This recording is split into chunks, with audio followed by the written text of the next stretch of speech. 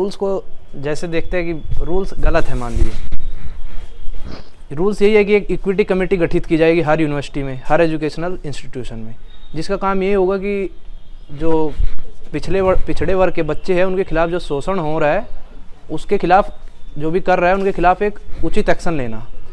जबकि इसमें बिल जो लाया गया उसमें अगर ये पाया जाता है कि जो पीड़ित पक्ष के खिलाफ झूठी शिकायत की गई है और ये प्रूफ भी हो जाता है कि वो अगर ये बाद में प्रूफ भी हो जा रहा है कि ये शिकायत झूठी थी, तब भी उस पर कोई एक्शन नहीं लिया जाएगा। मतलब शिकायत करने वाला ये जान रहा है कि मैं खेल खेल में भी अगर शिकायत कर दूंगा और बाद में जांच के दौरान पाया जा रहा है कि ये शिकायत गलत थी, तो मेरे को तो कोई कुछ बोलेगा नहीं, तो उसके पास तो पूरा अधिकार है शिकायत करने का।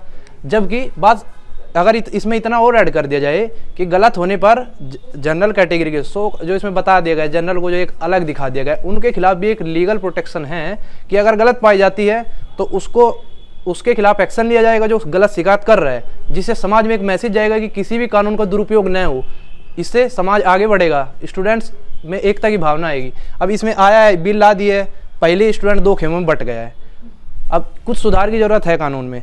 दूसरा ये कि जो इक्विटी कमेटी बनेगी क्यों उसमें जनरल के मेंबर न हो, और जो बच्चे तर्क दे रहे हैं जो इसके पक्ष में है वो तर्क दे रहे हैं कि जनरल के मेंबर इसमें इसीलिए ना हो क्योंकि जनरल वाले अपने कास्ट के जो बच्चे हैं उन्हीं के पक्ष में फैसला सुनाएंगे। अब जो कमेटी जो ड्राफ्ट तैयार की है कमेटी उसमें जनरल के मेंबर नहीं है, वो क्यों अपने पक्ष में नहीं सुनाए फैसला? वो भी तो कह सकते थे इसमें कि नहीं कुछ नहीं है, कुछ हो ही नहीं रहा है बच्चों के साथ और सब जनरल के पक्ष में रखा जाए।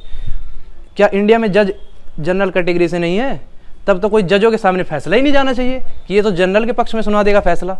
सारा फैसला अगर किसी ओबीसी के साथ या दलित के साथ कुछ हुआ है तो वो फैसला उसी जज, सिर्फ और सिर्फ दलित जज उसकी सुनवाई करेगा, जनरल कैटेगरी का जज उसकी सुनवाई नहीं करेगा। क्यों? क्योंकि वो निष्पक्ष होकर फैसला देगा ही नहीं, वो अपने जनरल के पक्ष में फैसला देगा।